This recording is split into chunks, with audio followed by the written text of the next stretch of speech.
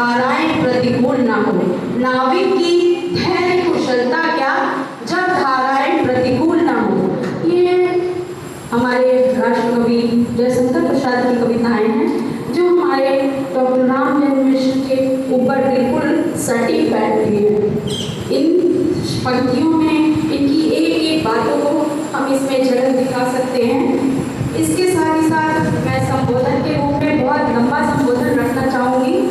हर संबोधन का एक अपना एक विस्तार पूर्वक विस्तार दे सकते हैं इन्हें। परम आदरणीय, श्रद्धेय, धैर्यवान, ओजस्वी, कर्तव्यपरायण, विद्वान, कर्मठ, साहसी, चरित्रवान, पथ प्रदर्शक, यायावर, ध्वजवाहक, बड़े भैया के चरणों में सादर प्रणाम।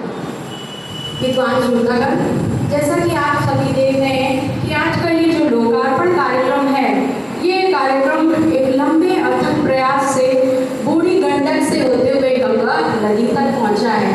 बूढ़ी गंडक जहाँ हमारे बाबू जी का जन्म हुआ है, और हमारे इन शिक्षा के प्रयासों में उनका निरंतर प्रयास इसलिए उनके घर में आया है क्योंकि उनके पिताजी भी स्वर्गीय श्री रामेश्वर मिश्र जी भी, उन्होंने अपनी सारी धरती, आधे से ज़्यादा धरती दान कर दी थी विद्यालय के लिए, और आज उस पर लड़कियों के लिए स्कूल बना है, उस पर स्कूल चल रहा है। तो इनको अगर हम, जब मैं विवाह करके इस घर में आई तो मेरा यहाँ पर 24 लोगों का एक बड़ा परिवार था, और 24 लोग परिवार इस प्रकार मिलजुल कर रहते थे कि मुझे कभी लगता था कि मैं एक हॉस्टल से निकलकर दूसरे हॉस्टल में आ गई हूँ।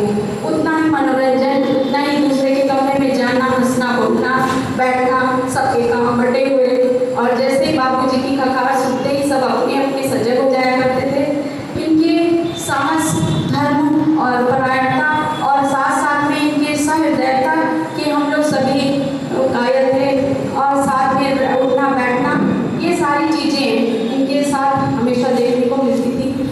सबसे ज़्यादा मुझे एक स्मरण याद आ रहा है। मुझे माइग्रेशन में बच्चों को लेकर असम जाना था, और मेरे बच्चे ने पैर में खीर से घिसकर जला लिया था, और उसमें बड़े बड़े छाले पड़ गए थे, और मुझे जाना है। बच्चा छोड़ नहीं रहा है, 2.5-3 साल का बच्चा था, परंतु बाबूजी ने कहा कि नहीं, तुम जाओ, अपना ड्यूटी करो, परिवार किस लिए होता है, हम लोग सब संभाल लेंगे।